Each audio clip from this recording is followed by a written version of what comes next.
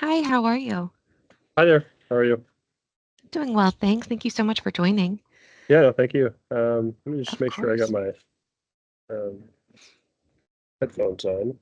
Okay. Hey, Julianne. Hey, David. How are you? Hi. I want to warn you, 2 of the 3 reviewers are not able to attend in person today, but Okay. have sent their comments ahead of time, so I Okay, have them. great. And then our 3rd reviewer has Oh, agreed my to come. headphones are not So, working. oh no. Oh, I know. Sorry, I'm sort of like a little bit on the road, so I'm in a coffee shop right now, and Nice. I forgot my charger. So I think is this a meeting? Just out of curiosity, does it normally take the full 2 hours? I don't know if my No. computer will make it that long. No, it doesn't. I mean, it depends on how many reviewers there are and how long they Okay. want to talk. So the Yeah, fact yeah. that it was Mike Vest and Aaron Chittickle, I think, couldn't. They're Okay. both clinicians, right? And that's fine. I mean, Yeah. I mean, I understand that, and I'd be happy to also just look at their comments. Yeah, and they're available for questions and things. They just Great. Yes. Yeah. They both said that they were available to meet with you in questions, just this timing didn't work out. Yeah. No, fair enough. That's no problem. And Kathy Froman, I don't know if you've met her yet. I told Julianne this. She's the engineer out of the group. Actually, I think Mike Vest has an engineering background too. Okay, cool. But Kathy's in biomedical engineering. She works on pulmonary. She's going to have the most detailed suggestions, I think. Okay. For my suggestions are not really about the approach because it's pretty far removed from what I do. But I think Kathy's will be. That's why the 2 of us, there's just Kathy and I talking to you would probably not take maybe an hour at the most, I would say. Yeah. So I'm going to put my comments. Let me see. I'm going to, so I share them with you. I think I gotta. Did Kathy say she? Oh, it's only 1 after. All right. She's not technically late yet.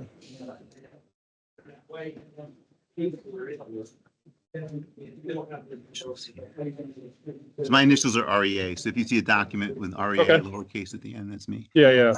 So is it? Am I going to get like one single document with everybody's comments? No. Would that be best?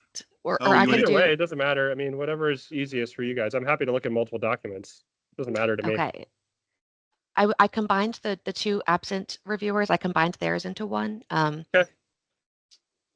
It's very nice of you. I mean, I was But just if going to it's say this is often Wild West. Like sometimes you'll get handwritten comment. Like it just depends on how people work. Yeah. Yeah, definitely. Yeah, there's definitely no template. There's no template. It's just how do you do reviews? And I still, when I do NIH reviews, I print them out just because I'm old. And I work with a pen, and then I transcribe everything back, which is probably the least efficient way to do it. But it's just I flip back and forth a lot in having like written notes. So I'm sparing you that. My notes are actually in the document. You don't have to read my chicken scratch. Yeah.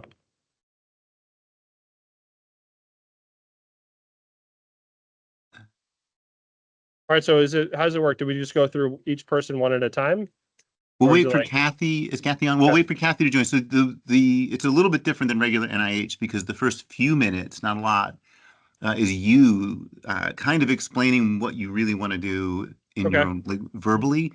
And we do that because it level sets, and people are usually better at describing what they're interested in verbally than in written. So it gives us the opportunity to say, well, I get that, but that's not what this says, kind of thing. And it helps orient everybody. Hey, Kathy. Makes sense. So now that we're all here, you can actually start with that. So in a few minutes, relatively high level, overall interest, long-term goal, how this fits in, and some details about the mechanism. I'm not familiar with this specific mechanism if you have them. In terms of I can just certainly just talk. So, sorry. Oh, do you mean the mechanism in terms of the award? Yeah, the RFA that you're responding to. to. I thought you meant research. Like, oh no. Yeah. No. So yeah, I can start with the mechanism. So it's basically a foundational grant. So SDCM is a Society for Critical Care Medicine. Oh, okay. I'm sorry. So this is just it's a $50,000 grant aimed at sort of early stage career people, sort of such as myself, that have not gotten R01 funding, that are I think it might be open to people who have gotten K funding, but I think it tends to be more like a bridge between people who graduated fellowship recently, clinical fellowship, and then are now entering early faculty years to sort of get them the data to get to a K. I think that's kind of the general target audience. And so it's a mentored award. So I would think of it similar to a K award, but it's not as much money and it's not as much time. And yeah, Okay. I thought, is that any questions about the mechanism? No, that's very helpful. Okay. So it's actually probably fairly similar to the pilot, INBRE pilot takeoff for, since I imagine you guys are more familiar with that. So it's yeah, very similar to that in terms of like who they target and how much money and, what kind of, so in terms of the project, so I am interested, and Rob, you know this, but maybe not everybody else knows. I'm interested in extracorporeal life support. So what that is, also known as ECMO, which is probably more familiar to people. It's a sort of at its highest level is like a heart-lung machine. So you take blood out of the body, pump it through an oxygenator, which oxygenates the blood and removes CO2, and then returns it to the body. And it's used for basically, severe cardiorespiratory. And I apologize for the background. Can you guys just let me know if you can't hear me or anything? Is that okay? Because You're my headphones fine. aren't working. Okay. So Yeah, you're fine. apologies for it's a little bit on the fly. So for severe cardiorespiratory failure, and then so one of the benefits for ECMO and ECLS, which are the same thing for all intents, but the more correct term is ECLS. So I'll try to stick to that. One of the benefits for it is that it allows you to do what's called rest settings or rest the lungs, which basically means that we turn the ventilator settings down to some minimal level. And the idea is that because the machine is doing the oxygenation, doing the work of the lungs, you don't actually need to beat up the lungs with a ventilator, which is known to cause injury and further damage, especially already injured lungs. So that is kind of the one of the big advantages of ECLS is this ability to not only save your life because it can provide extra oxygenation, CO2 removal, but more importantly, it allows us to recover the lungs and allow the lungs to rest. The problem is that there's literally almost no data on the best way to rest the lungs. There's a couple of like retrospective observational trials, very sort of low quality data that have shown basically the whole gamut of settings can be helpful for resting the lungs. So really, we choose a setting, but nobody has any idea what it should be, and if we're doing it right. But also Now, physiologically, there is some there are good reasons why actually liquid, as opposed to gas ventilation, may be better able to rest the lungs. One of the purposes of resting the lungs is to bring them to the optimal size and volume of the lung, which is functional residual capacity.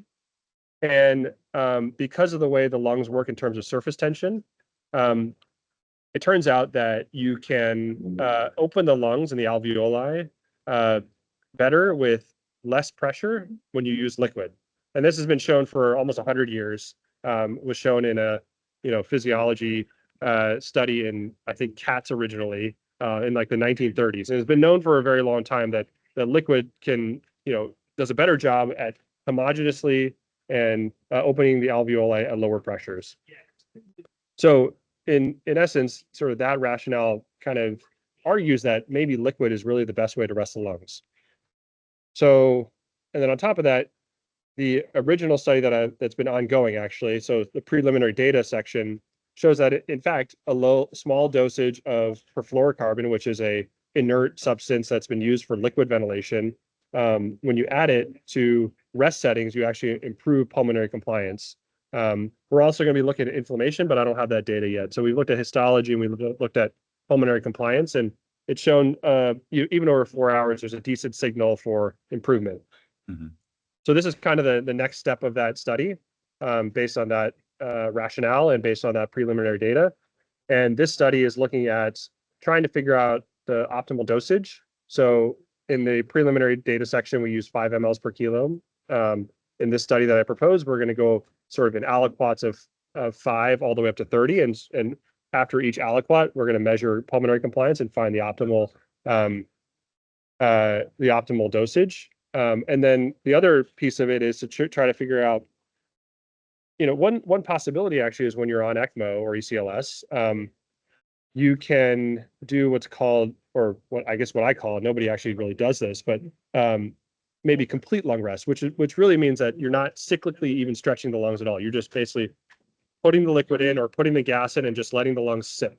No opening and stretching, because you don't need the lungs to move at all, assuming your device is working well.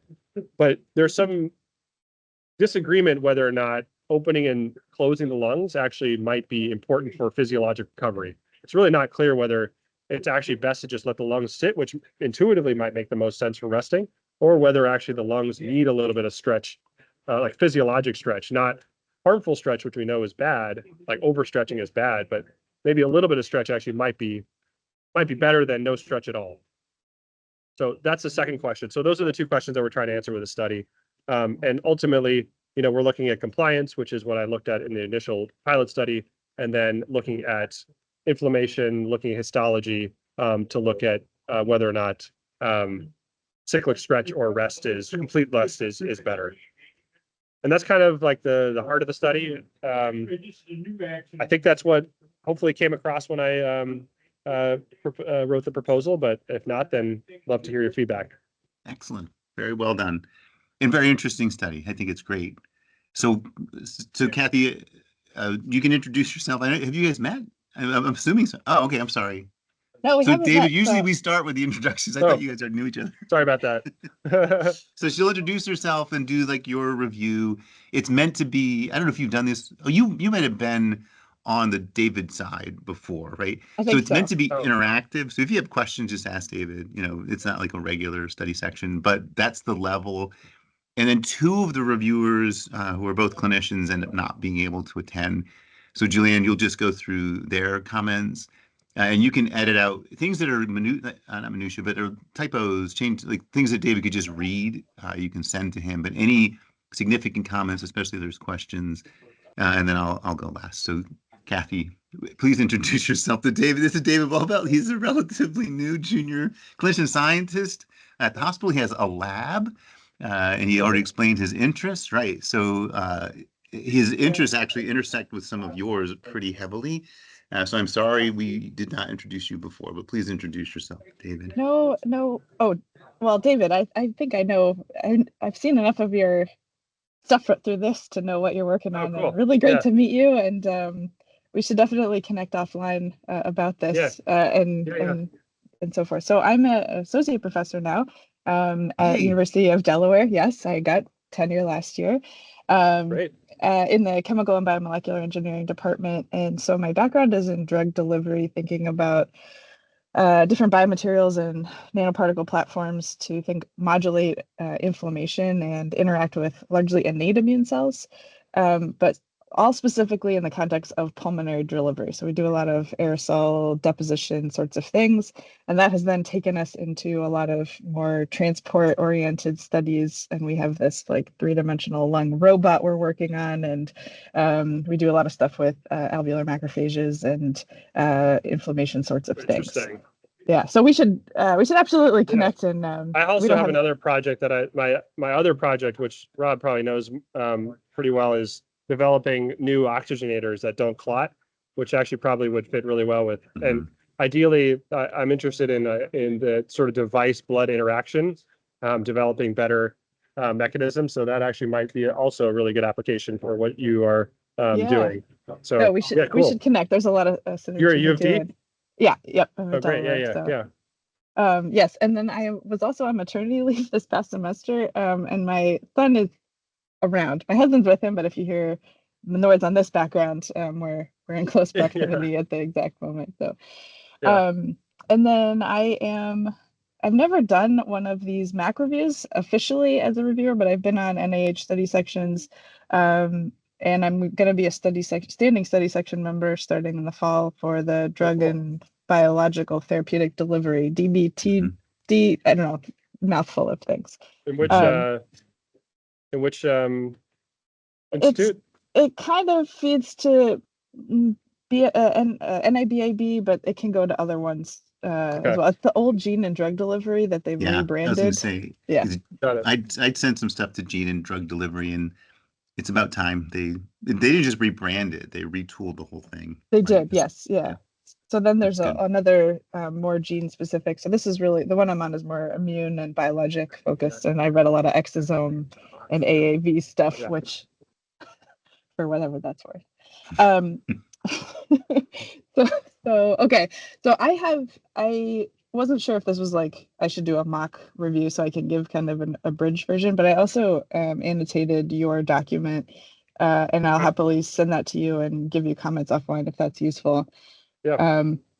So if I were an IH reviewer one, I would do something like this. All right, so this proposal is from a junior PI at the Morris Children's Hospital, and the goal of this work is to evaluate lung rest and therapeutic delivery of perfluorinated carbon, fluorocarbon liquid delivery in a neonatal pig model of ARDS. The proposal has two aims, looking to optimize the dosage volume of the PFCs and to then explore the type and extent of rest in this ARDS model. Overall, I'm enthusiastic about the work. The problem is very significant. ARDS remains an untreated disease, and going to this community, I'm sure that you don't have to justify that critical care. The approach to evaluate lung rest remains an unexplored or poorly evaluated issue that puts this as a very significant problem. This work has the opportunity, while early stage, to lead to long-term work that's really going to work at improving these ECLS types of interventions. The innovation, where are my notes? This is potentially a very impactful problem. I think the innovation is there, but was not well articulated, and that's probably my biggest critique for you, and ways I have thoughts of how you can beef that up. I think that it's, again, it's a significant problem and has potentially impactful once you do this, but I don't really understand where the innovation of the PFCs are coming from and what your contribution of that is adding. Well, I think it's there, but I just didn't. I want you to hit me over the head with it. Generally, in the approach, I had minor issues with some aspects of the experimental design, but it's more about the motivation and problem setup rather than the specific details. I think it was appropriately powered and justified the amount of groups, and certainly for the scope of the relatively small project, seems very reasonable and appropriate model. The justification for neonates, I expected to see earlier, but then was surprised, I guess, when I see it in the approach section. Yeah, I actually I had that feedback from, and I think I changed that even from the time that I sent the last draft, because that was one of This is a patient. that Scott Weiss, who's my division chief, sort of said, "Why are you doing this in neonates?" And actually, it ends up being very practical reasons, because PFC is not cheap, and it's like dose per kilo, and so and it turns out actually the oleic acid model works a lot better in neonatal pigs in terms of consistency. So I do have that section. I think I put it in the approach, or sorry, the rationale and strategy, I believe, in the new one. Okay. Yeah. So is that where you expected it? Maybe. I would actually expect to see it baked into the significance and your specific aims up front. So I think you're going to a critical care society. So Yeah. of course ARDS and ECLS, like, okay, but if you then drill down to pediatric and the specific patient population there, you can make a better case for like your innovation and your unique capabilities being at Nemours. I think the pediatric piece is a strength of yours that you should play to, and it shouldn't be buried in. And what you just said is great and practical, and that, we can share those reasons. But I think you want to motivate it more scientifically, that this is a patient population that requires this intervention, and they're ideal candidates for PFC, even just because of prior work or something. Out of curiosity, though, so the society is actually just critical care in general, and so most of the people who will be reviewing this will be adult critical care. And pediatrics is a component, but it's a small component of it. And so I guess I wonder whether limiting it to pediatric, I hear the potential strength, but I also have the potential worry that like it'll be like, why are you limiting to pediatrics when this is actually probably applicable to adults, perhaps even more. My thought would be to wrap that into the kind of significance. So that's you're focused on pediatric, but the I mean, they had the comment all adults, but you're going to start with here. I don't know, Yeah. Rob, I defer to you if you have thoughts on that one.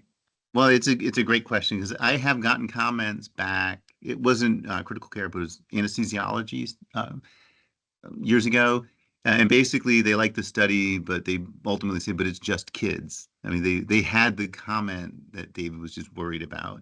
So I think you can long-term justify this as an approach for lifetime, but you want to focus on the kids, pediatric, justify why that patient population is the first one you're going for. And that way you don't restrict. So I think you can long-term or having to include arms that are older pigs, which you can't do in a 1-year study. So I would talk about it up front. This is, applicable across the lifespan, but you're focusing here for these reasons. And that'll be clear at a pediatric hospital. It's an important problem.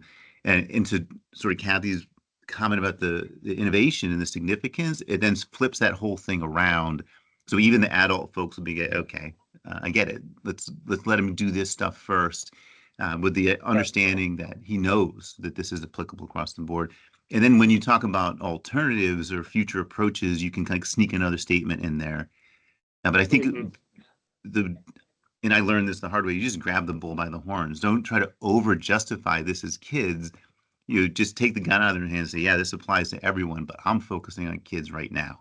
And so how would you put in the significance, would you say like, talk about just general ARDS, and then when would you say like, but I'm going to focus on kids? Would you put that in the significance, or would you put that in the innovation or in the approach?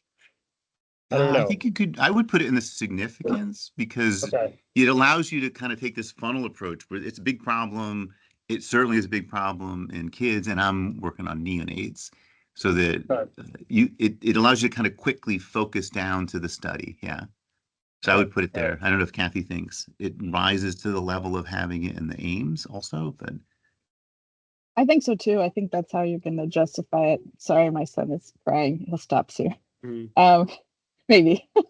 I think tightening up the aims and getting to that piece is important. I do think it's part of your unique aspect. There's going to be people who go to this society that are talking about ARDS. And so how do you really differentiate? You want to be known as like the pediatric PFC, and that stuff needs to jump off the page. So I think you open with it, and it's ARDS all pediatric specifically, neonates. I'm focusing.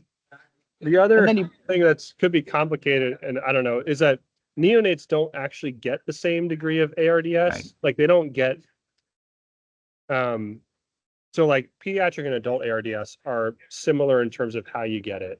Neonatal respiratory distress syndrome, you tend to get from prematurity. So even if I sort of focus on pediatric, it may be difficult to the way I justify it now is saying like, the mechanism, even though we're using neonatal pigs, the mechanism by which we're inducing ARDS is more akin to pediatric or adult. Like the oleic acid injury is more, even though we're using neonatal pig, does that make sense? The mechanism is actually pediatric adult ARDS. And we're just using the neonates for the practical reasons of size. Oh, I see. You know what I mean? Like, it's not like, I'm not trying to actually mimic neonatal disease. I'm trying to mimic adult disease. I mean, I could also just maybe change the size of the pigs, to be honest. And like whether we end up using that, I could just say juvenile pigs and not specify the size, maybe, or something like that.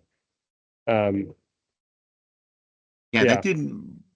So that part didn't come across to me in reading it, and maybe I was just mapping neonatal, and maybe knowing Tom. And maybe I just get rid of that because to avoid confusion. Because you guys are obviously not the first people to mention this. Like, why are you using neonatal pigs? And it's partially because Tom has done that, and he's suggested we specify neonatal, but we're not actually doing neonatal. I know.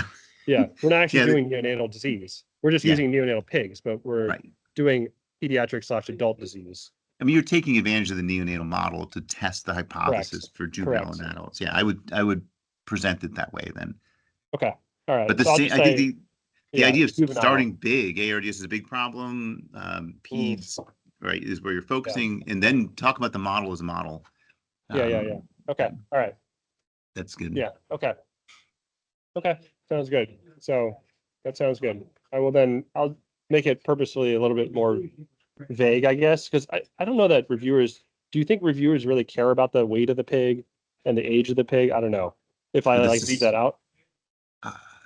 I would, if you have it, I would not leave it out because you don't know who Yeah. you're going to run into. It's a mixed bag, right? There's a lot of people out there. Yeah. This is Kathy's turn. Sorry.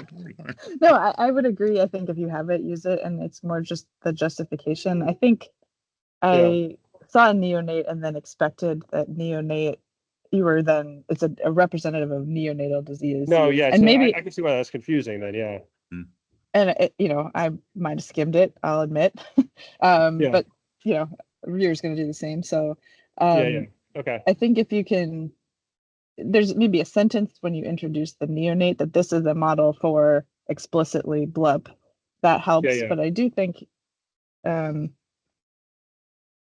mean, then if it is representative of pediatric, if not neonate, then there might still be opportunity earlier on to narrow the patient population. Yeah. Okay. I'll figure out a way to smartly do it. I think where it's less confusing, but I can see why neonatal. I think that would be confusing actually. So maybe I'll just try to take that word out of it and figure out how to justify it better without causing confusion. Okay. And you can still include the weight of the pigs, and you could even say like this. If you say Yeah. this is representative of this aspect of aged Yeah. population human disease, I think that was missing, Mhm. and or emphasizing that one or two places would be a helpful thing to do there. Got it. Okay, so that was my kind of my approach.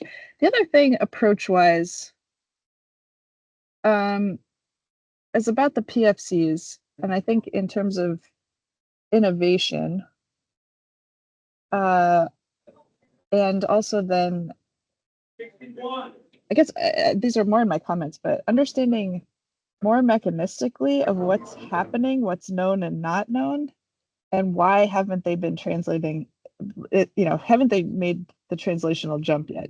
You comment that, liquid delivery has been known for a long time. PFCs have been known for a long time. Like, okay, so what are you doing that stands out, that's different, that solves an unmet problem? I didn't get what is the problem, and I didn't get like, why is this research so important? And so part of that was, I think when you say lung rest, I sort of knew what you meant, but I didn't get a total sense. And hearing you talk, it was more clear you meant physically stop the motion of the lung. Yeah.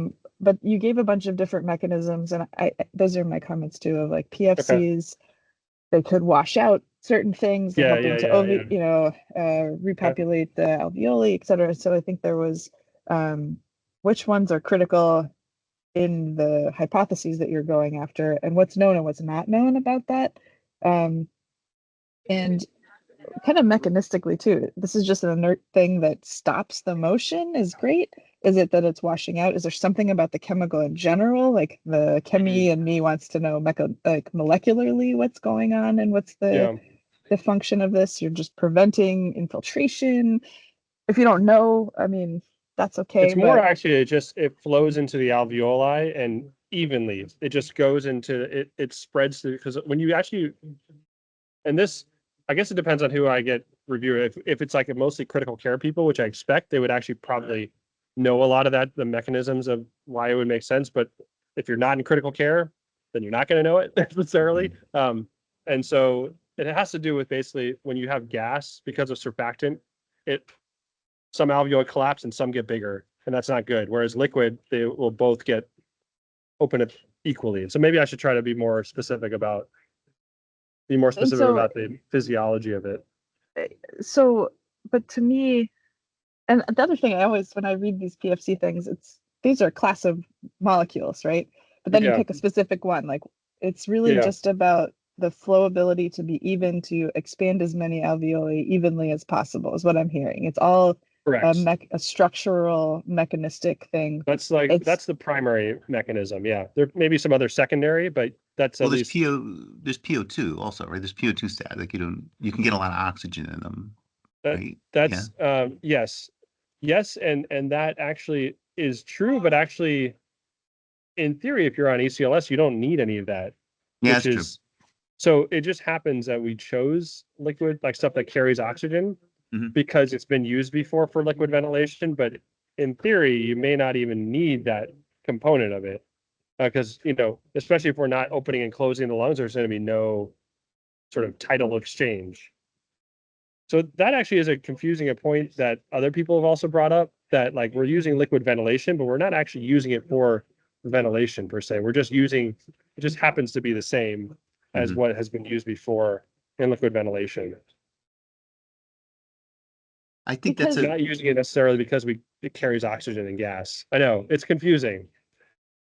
I think it's a potential strength, but Kathy's rubbing her chin, so I mean she has a deeper thought than that. Well, I like am convinced that these things work, but I still don't totally understand what is the main driver.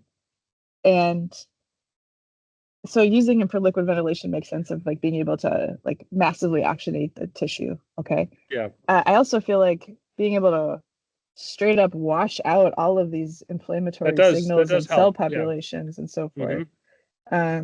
And certainly then opening alveoli evenly without over opening them. I buy that too, right? So I guess I wanted to feel like I know I don't know what I'm thinking about. I didn't get the sense of clearly what was the main driver that you were interested in looking at that hasn't been looked at.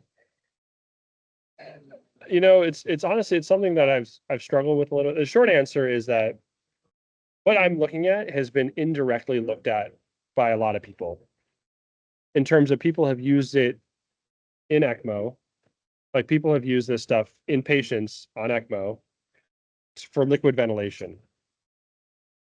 Now, people have never used it with the express purpose of trying to rest the lungs. Every time people have used this before, it has been to try to promote some degree of gas exchange.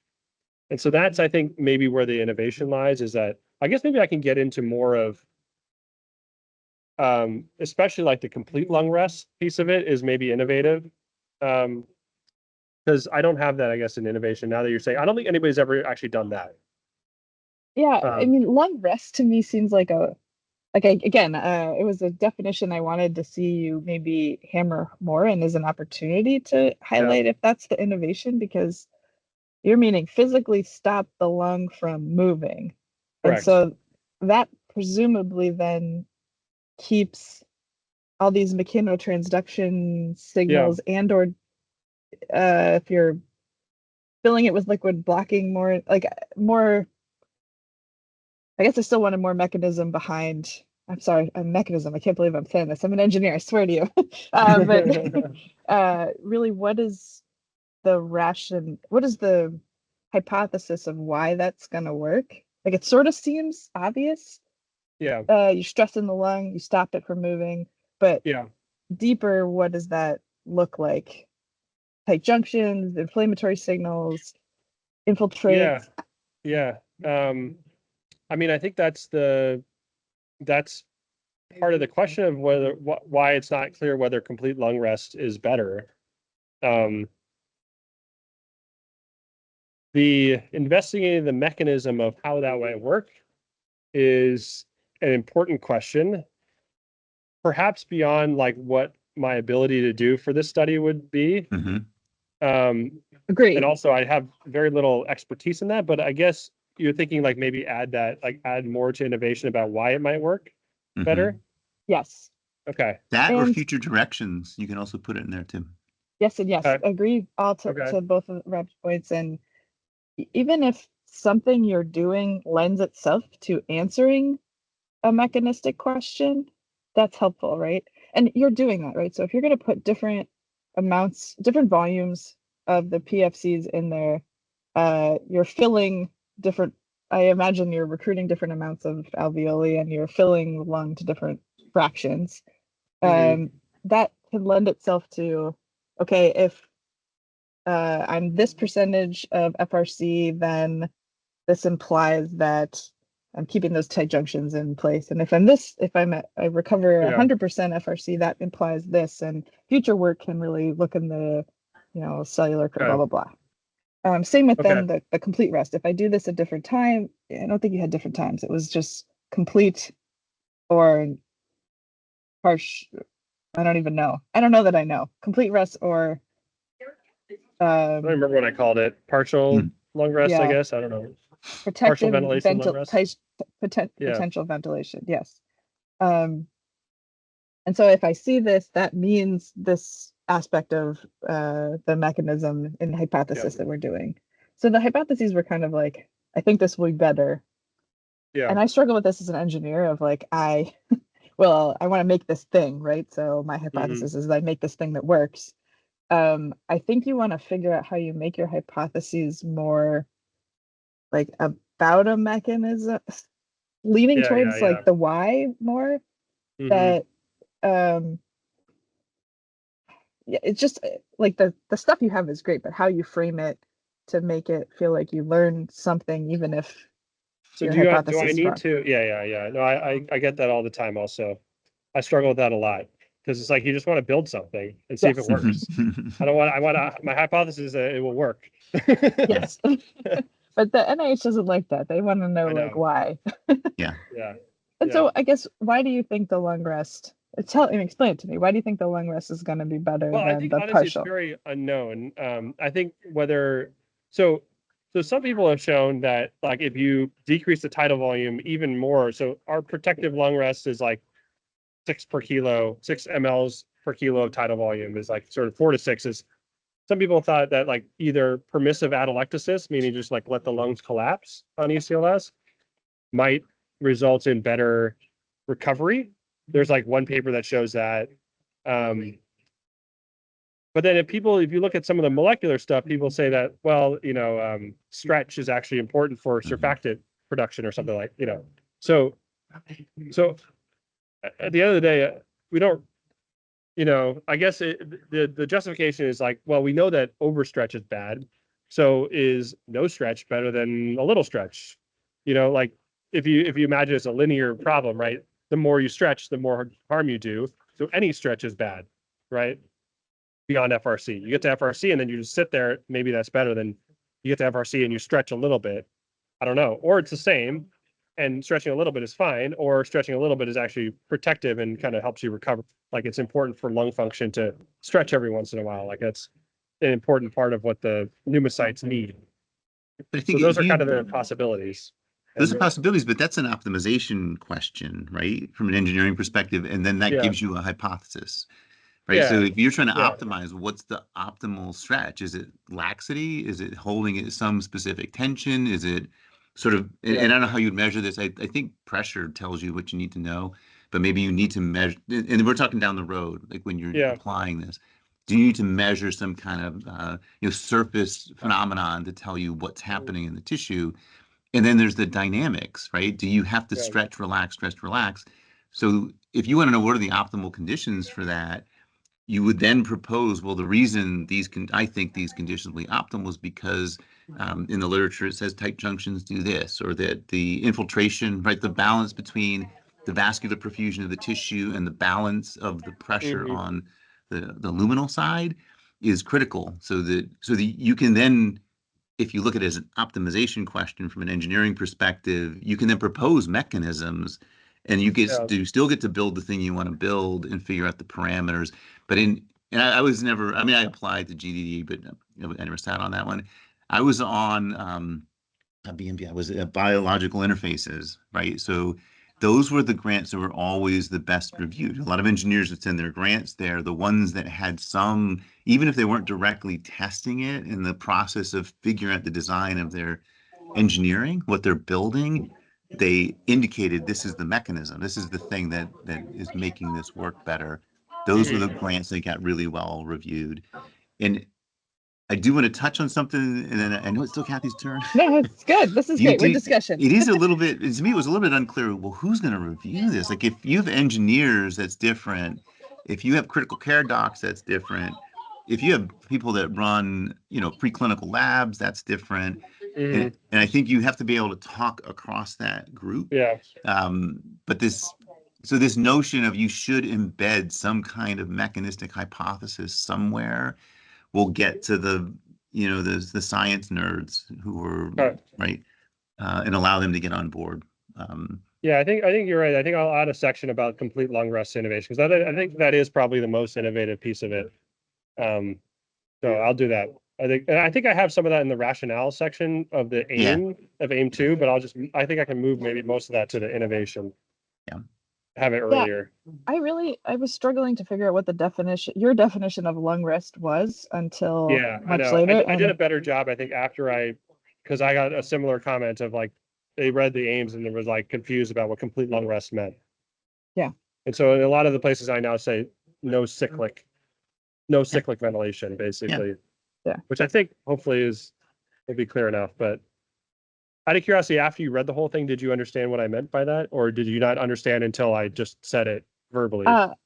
It helped hearing you talk even more. You did give a definition for, you guys just synchronized drank your coffees. Yeah. I did get it later. I saw what you meant. You had like an IE, but I still. Yeah. Okay. It's such a critical piece of your proposal that I think it needs to come out there. Yeah. That sounds good. I think that's a good idea. I can move that easily. Yeah. I think that would help with one of my top level comments was, is this an LLR study or is this a PFC study? Because as I was reading it, it seemed to flip. And in the parts where I was thinking this is a PFC study, I didn't like that. I mean, that makes me think about PO2 and sort of. No, it's really that. LLR. Yeah. Yeah. So I think if you do what you said, you flip, this is an LLR. Yeah. PFC is the liquid of choice now. Okay. It may be the best thing, but that's because it's that's a good not point. compressible. Nobody's ever looked at liquid lung rest, so that's a good idea. I'll just change my innovation over to liquid lung rest. Yeah. Oh yeah, and then I would totally downplay because I think the PFCs are a distraction for lots of reasons. But if it's just, and I was waiting for the innovation of what you were doing different because it's been done. But I think hitting the lung rest piece, both of your aims as you have them, those study designs work towards understanding that question. Okay. Yeah. There's one. So for the aims, I can't remember exactly what I said, but it seems like aim 2 is a control you need for aim 1. Like there seems to be some interaction between the two. So and really, what are you testing that's different? Because it's just zero dose, so right? I also got a similar comment from Scott. And so that's changed a little bit. I didn't want to send you guys another draft, but basically the way I organized it now is that it's actually going to be one study. It'll be 9 pigs per group. And basically for every pig, I will find the optimal dosage by giving 5 per kilo at a time. And then I will suck out whatever, like if you go over, like, let's say I go up to 20 and then I see compliance actually start to decrease, I will suck out that amount. And then they will be, at that point, they'll be randomized to either complete lung rest or the cyclic ventilation lung rest. And so it'll just be one study, still with 2 aims, but I think it made a little bit more sense that way, to do it that way. So every pig will basically get an optimal dosage, and then we'll figure out if they all have the same optimal dosage or if it's like all over the place. And then just because otherwise there was too many, I felt like there were going to be too many interacting pieces of it. The optimal way to do it would be to have every group be tested at every dosage with either complete or low, but that's like 170 pigs or something like that. So, so this way it seemed to make more sense with the limitation that there may be some crosstalk between, like, one dosage may be better for complete lung rest and one dosage may be better for cyclic, but that's just like a limitation that I think we just can't get around. Well, you'll get data on it. I mean, it's a limitation right now, and you'll get data from this project. Yeah, there's some comments you'll see in the thing I shared with you. Is this I was having trouble, like, what kind of study is this overall? But I think that design, or at least you end up kind of doing the same thing, but you're presenting the study in a different way. I like Does that it a make lot more better. sense organized that way in the way that I just explained with like single study but two aims of it? Yeah. Okay. But the two aims to me then make sense under that Okay. design. Yeah. Yeah. All right. And I do think how we discussed framing it more as like a LLI related. LLR, sorry. Yeah, no, I is, think that's a really good point. I can definitely do that. That's easy to do. But I think Yeah. that will actually make it sound much more innovative, even though it's the same thing. But yeah. Yeah. But that's okay as long Yeah, I as they know. like it, right? Yeah. No, but I think the concept of liquid lung rest is actually innovative because nobody's ever done that. People have indirectly done that, but nobody's actually looked at like the term was made up by me. Like I made up that term. So I guess that sort of implies that it's innovative Mm-hmm. because, right? Yeah. It's a new term, an innovative term. And so nobody's ever done that. I like that. And like Kathy Okay. said, it gets away from, depending on what the reviewer's experience with perfluorocarbons is, and sort of it just Yeah. you don't want them thinking the wrong thing, or there's this, and I put this in there, there's this sort of this been there, done that idea, which Yeah. Tom can go on and on about, right? That we still don't know, but a lot of reaction from the community is that that's a closed book. And you can even, PF, it's sort of what you have now, and it may be the best thing now, but the focus is on the liquid lung rest, and then trying to figure things out with this Just the open mechanism idea. is, Yeah, this open idea. Well, Okay. maybe it's a different liquid. Like, Yeah, no, that's a good point. Yeah. No, that's a good point. I think that's a good comment. I can easily change like everything about that.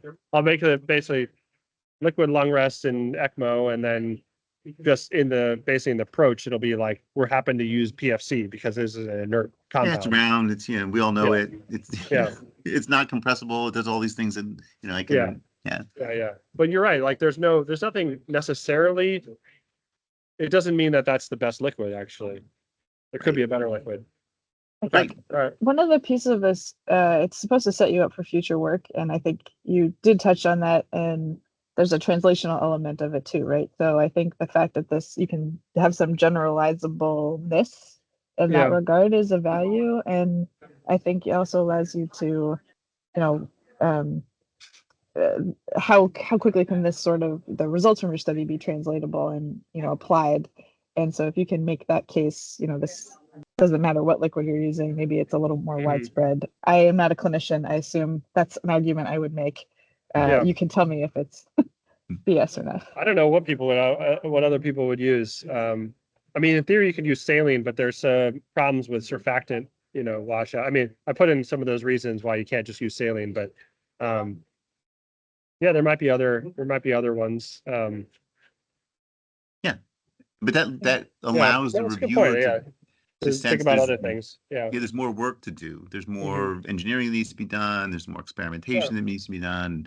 You can interrogate the fundamental mechanism, like find partners to work on that. And the more you can open up that this investment from the society leverages all these different ideas, and you're just going to try to focus down and get some original data, the more they're going to like it. There's not a reviewer in the world that doesn't. What do you think about if I take PFC like entirely out of the innovation and then just put that in the rationale and like in the rationale section about like why we're actually using PFC? I did put a comment about that. I think I actually said that what's innovative about PFC. Yeah, I think if I didn't write it, I thought so too. I wanted you to say that. I would totally take it out and put it in the approach, like you're just going to use it. It's got benefits. Okay. Yeah, that's a good idea, I think. Yeah. And that saves you also so I think the specific aims of getting to the critical questions of what's not known, the logic wasn't there because I think the PFCs end up being a distraction. So if you can trim those out, that helps you get to lung rest is this. It's not been known, and I'm going to. No, that's cool. All right. Yeah. I like that. I think that makes a lot of sense to me. And there's rationale for using PFC. The IACUC will approve it. Like there's all kinds of reasons that you can just kind of take the teeth out of anybody that's wondering why you want to use PFC.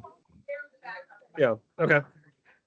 But then you've given an innovation that people can really latch onto. Yeah. We're excited about. Yeah, I can put that. I mean, I would probably have to put it in the preliminary data because I guess maybe I would rationalize why I use PFC in my pilot study. Yeah. But could you not put that section before Well, I'm looking at how you have it. In the innovation. Just within the approach, though, you might. Yeah, I have preliminary data as like the first section or like, before the actual experiment. Yeah, Um, I don't know, Rob, you've seen more grants probably, but you might be able to put like, you have your team and then you could have like a rationale section or strategy and then your preliminary Like data overall and then, strategy. Oh, interesting. Mhm. I don't know, Um, why not?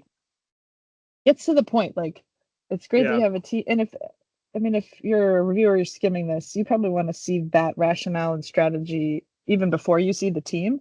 Mhm. And the preliminary data is yeah, important to say that you can do it, but it kind of, you yeah. have to look down to see what you're going to do and then come back to the Hmm. data to justify it. So Yeah. when I don't have Or quite even in the the, preliminary data, I guess I could just say I use this, but not explain why, and then later in the rationale. I don't know, would that be confusing if I mentioned PFC and preliminary data? Like we said, we use PFOB or whatever.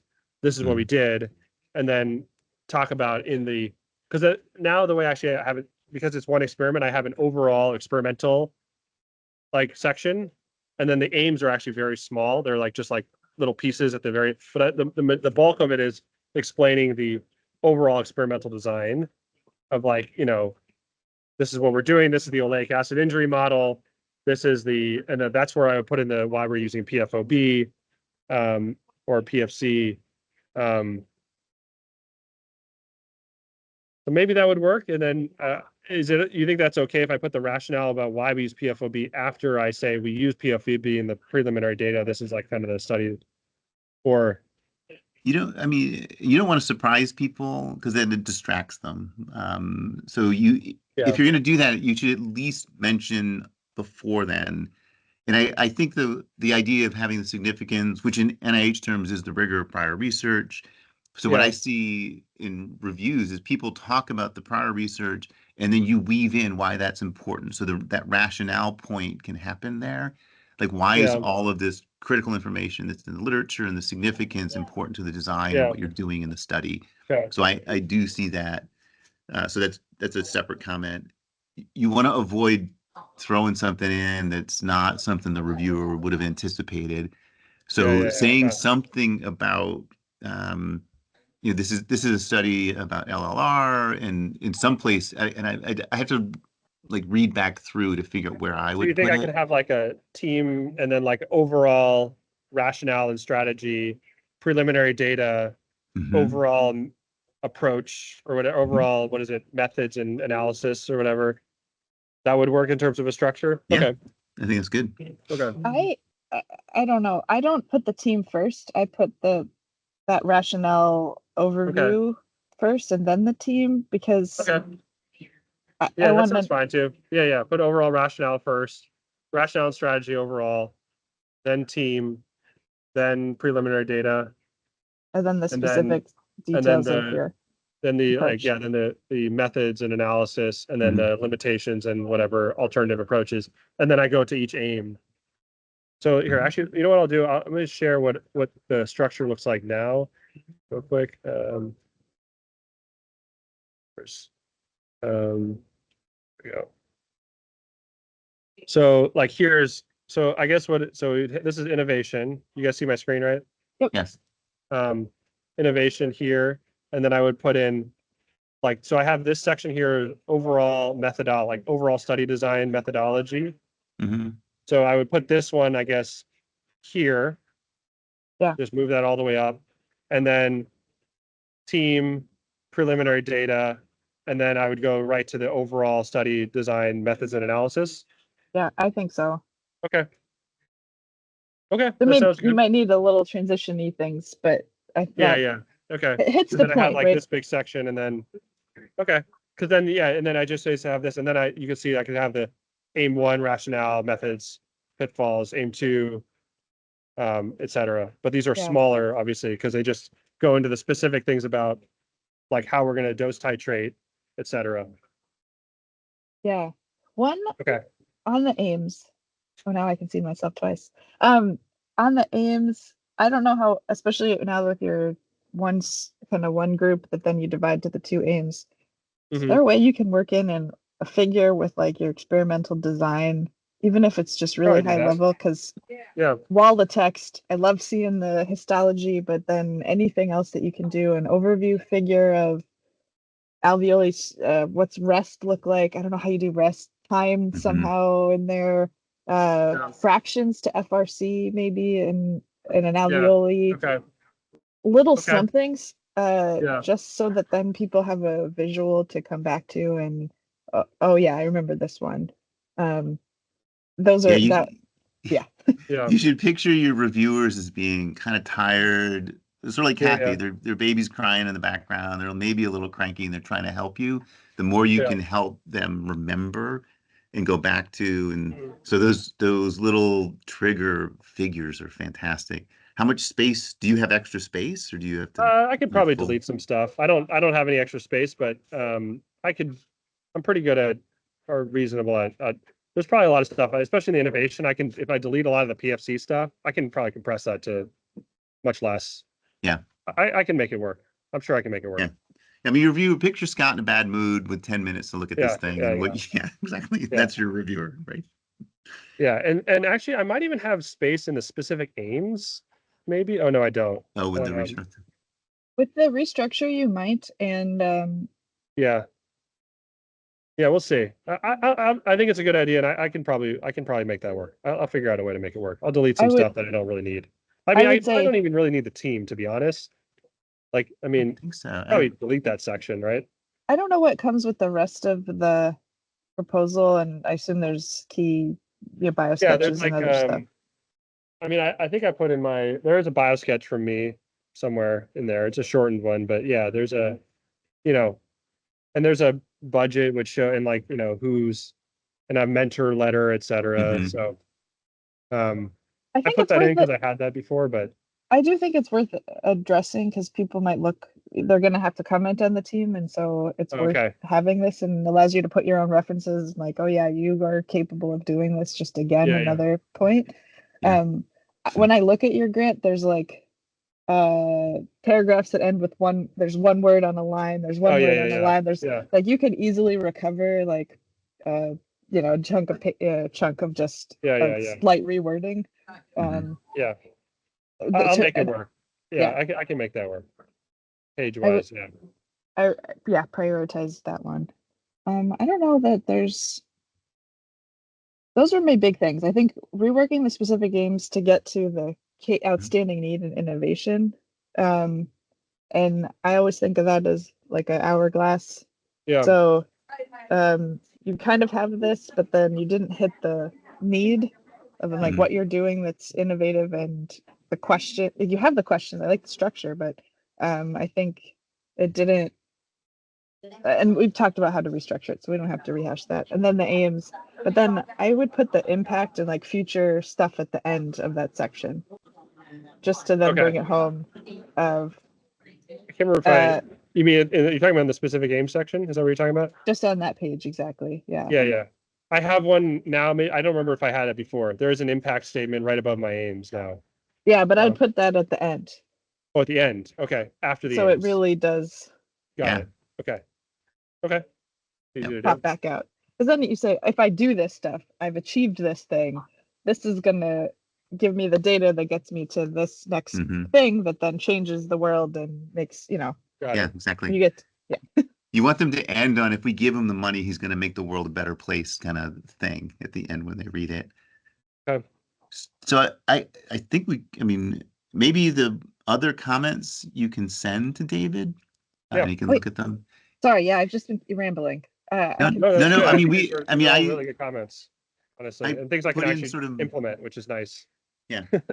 I mean, I only had three. I had a lot of little ones, and with a Yeah. grain of salt, right? Because I'm not sure what the audience is. Right? Some of the things I like said, this might be confusing, maybe it's not. So take those with a grain of salt. But my Yeah. my three were the aim structure that we talked about. This idea this is an LLR study, not a PFC study. And then Yeah. the third one was the figures / the statistical analysis. So are those, so you showed a longitudinal analysis and said there was an increase in figure 1. Was it Yeah. statistically significant? Did you repeated measures of ANOVA Yes, or? I can put that. I think at the time It was not. But I I have kind of more data sensed now. that because it wasn't there, right? Yeah. I will add. Yeah. I will add that. Yeah. I mean, the more, again, depending on your audience, the more kind of accurate and precise you can be. So if there's a p-value, put the p-value in. Yeah. Uh, It is. I think at the time it was not because I didn't have enough pigs, but now I've done like 2 or 3 more since I Yeah. even sent it out. Yep. So you don't want people assuming that, all right, well, maybe there's something here, but there's no significant. It's not statistically significant.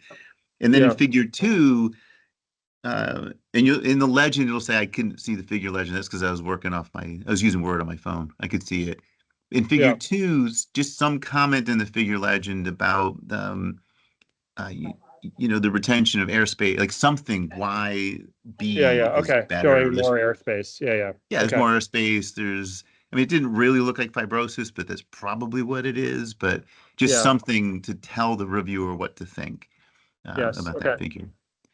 Yeah, and then the stats I mean, for this grant, it probably doesn't matter. And I put a comment about this, they seem a little thin. So when you go for the K or you go for NIH, you'll have to really build those up. But it You're talking probably about the doesn't make a difference. statistical analysis at the end? Correct. Like where I did a power size, whatever. Yeah. It's a little hand wavy and, it's kind of boilerplate. And, yeah. It's possible I did change that a little bit after Scott's, but it's still hand wavy, honestly.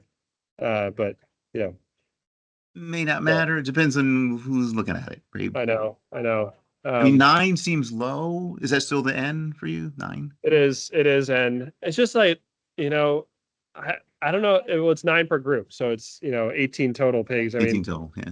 I mean, if you're looking for like a 20% difference, it's going to require like 50 pigs per group. I think that's just sort of like not feasible. The problem is that like clinical studies is like you can get like 1,000 patients or whatever in your clinical study. Doing 1,000 pigs is not really reasonable. Yeah.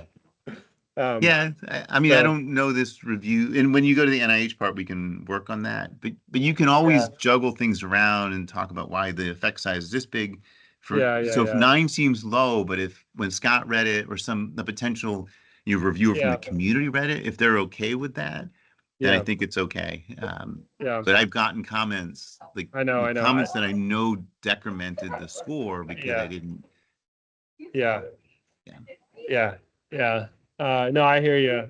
It's always something that I struggle with in these like animal studies because it's like you can't do like also like you can do mice, but there's like you can do 100 mice, but 100 pigs is just it's like always this balance between what's reasonable to do, and what can you and what statistically is allowed. So, and what they're going to pay for too. I can't imagine they're giving you enough money to do that many. That's why 18, honestly, that didn't strike me as offensive when I read it. I was like, oh, 9 seems like more, when people talk about pigs, I was like, oh, okay, 9 seems okay. If you said 5, I would have been like, okay, I guess. But 9 felt like a good number. So that's sort of how I chose it because it's a good number, and I made the statistics kind of fit that. The power size, I can't exactly say that I did that, but that's how it happened. If Kathy thinks it was fine, and that's sort of the typical, that's maybe a little bit bigger than the typical cohort size for this kind of preclinical study. It is. You're probably it's about. I mean, most people will do somewhere between 6 and 8, honestly, per group. And so, you could throw a reference in there too of like this is in line with prior studies similar. Okay. That's another way consistent to get with the that. Literature kind of thing. Yeah, that's good. It doesn't make it great, and you could even write like ideally we do more. If time and funds allow, I think I actually did quite a different. I can't remember if I added that. No, maybe I didn't. I thought I'd added it. Okay, I can do that. That should be relatively easy to do. Yeah, it's good. So your K, so you're envisioning the K to be this topic, not the. No, it's going to be the other one actually. It'll be the artificial placenta. I know. All right. Probably because that one's farther along, and I'll probably apply to that this fall as well. I'm sort of working on a K simultaneously. It's complicated because I want to do this other K-12 program, which is it's not actually for the money. I want to do it for because it's like a critical care K-12, which is really, it's a Utah critical care K-12. And Oh, cool. they have a great retreat and a lot of good people that if you get it, even if you don't stay on it, you get invited back to the retreat every year for 5 years. So the retreat is like the bigger draw from the money. So if we get the Cobra, I would just actually give up the K right away. Which actually they want. They want us to like move off the K-12 so they can give the money to somebody else. So yeah. So maybe anyway. You should connect with Kathy about that, like whether it's consultative or collaborative or something. Yeah, you know, if that's I the think K that in the we could have a lot of we have a lot of potential overlap in both these this project, and then perhaps even more in the other project. Yeah, no, I'll as soon as I got I would do it now, but my battery's at 2%. And so yeah, I was we were targeting. I think we're getting close to losing David. Did you guys see when I was on my Word document like yeah, I'm at 2% now. But this laptop is pretty good. It lasts, a while. So I probably have another like 10 minutes to 20 minutes. And I have my phone too if we need to. Oh, really? Yeah. Well, so. I mean, do you have more? I mean, if you have questions, that's great. I don't have anything else to talk about with this grant. And I feel like I got a lot of really good feedback that I can implement from you guys. So, and stuff that actually Scott didn't bring up that I will definitely make some edits. You had a lot of good suggestions, but not you guys had different suggestions, which is nice. Yeah, so. If you have questions, I'm home right now, but I'm usually in my office or hiding somewhere. You can find me. And I'm sure Kathy's. You're on maternity leave until when? You probably have tons of free time, right? Yeah, tons of free time. Maternity leave is technically spring semester. It's summer now, so there's no like class stuff obligations. And then I'm on a sabbatical for the fall. So I'm not teaching is really all I'm doing and trying to do research. But and how many people are in your lab then? Today? In the 10 number. Grad students, 2 postdocs. Nice. Yeah, and we do everything from like kind of chemical characterization stuff, a lot of in vitro cell things, and then we do some mice stuff. So we can do inducible things. Yeah, if you guys ever need to do stuff in pigs, we have really good ability to do. Like we have a great infrastructure for doing like any pig study. It's awesome. And having the lung, the lung person is good too. Yeah. Yeah. We can do adult pigs too. They're just bigger, but we can do that. And we have the ability to do lots of pig studies. We do multiple a month, probably like 3 to 4 a month on average. Okay. So if you ever need to do large animal models, we have a good ability to do that. Awesome. Testing devices stuff. The only thing that's tough is long-term studies. We can only really at this point we just do acute studies. So things like under, probably up to 24 hours you could probably do. Somebody staying overnight. Okay. Right now we don't have a great ability to do more than that. And then I was going to say, do you guys do XPS at U of D? The X-ray photospectroscopy or whatever for characterization? There's a core. I don't know if anyone in my lab currently has been doing it, but I can definitely connect you and we can get that. We've done it before. Okay. Yeah. What do you need XPS for?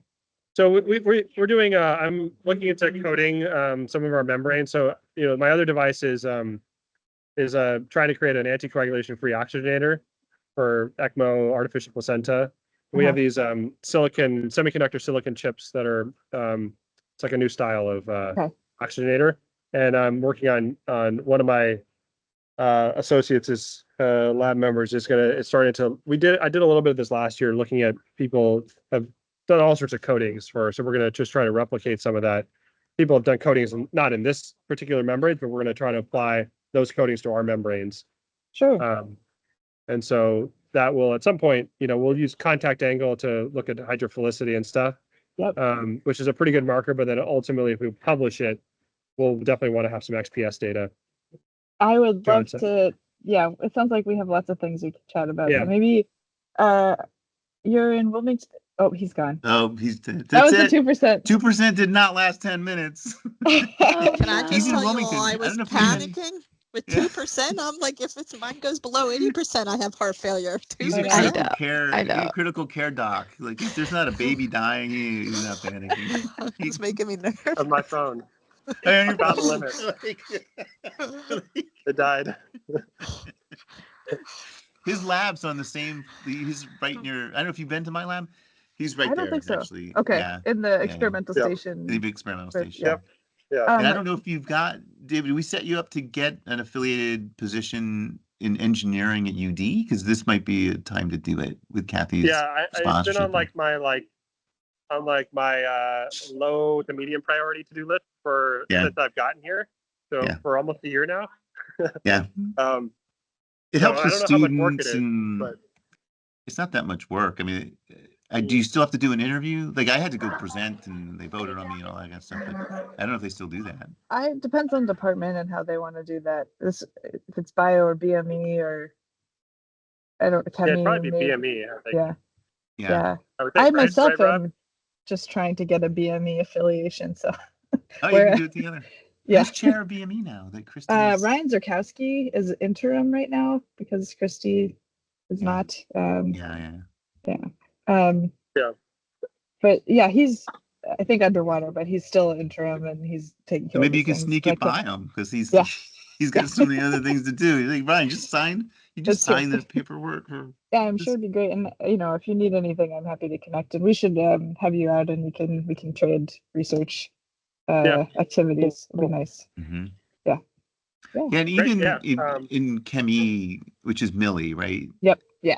I think just getting a engineering affiliation appointment somewhere, whichever is the path of least resistance. I actually started with material science because Christy was over there and she was my main collaborator.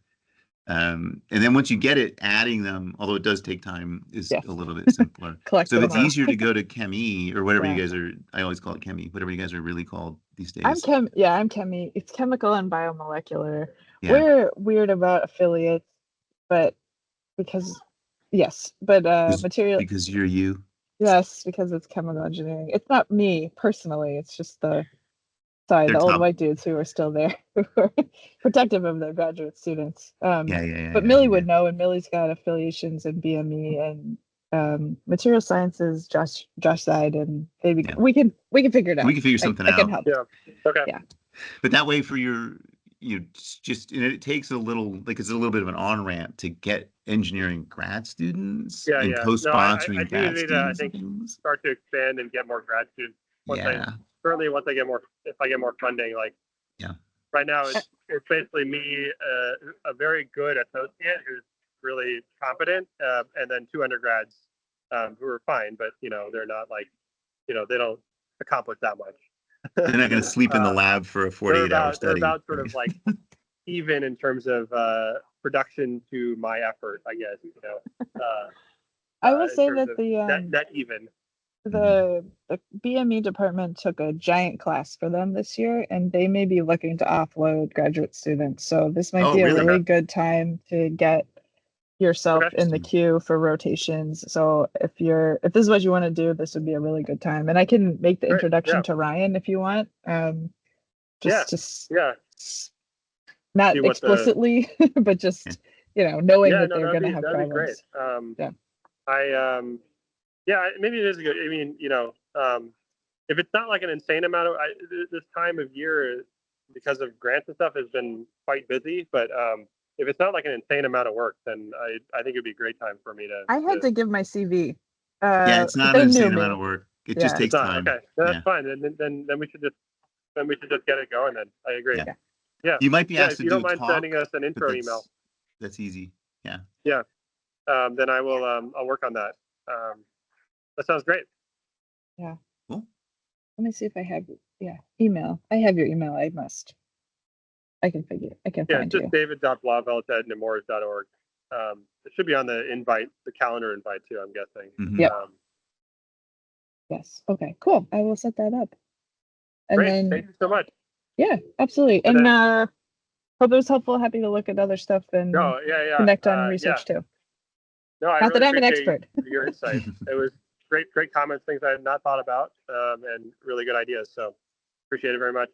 And then, and then at some point, I'm sure we should reconnect. I'll send you an email at some point. See if we can find some synergy. Yes, appreciate the Great. timing. It's tough. Yeah. Always. All right. Anyway, Thanks. thanks everybody. Appreciate Yeah. it. Thank you. Great to see Yeah, see you everyone. Take care. Take Thank care. you. Bye-bye. All right. Goodbye, guys. Bye.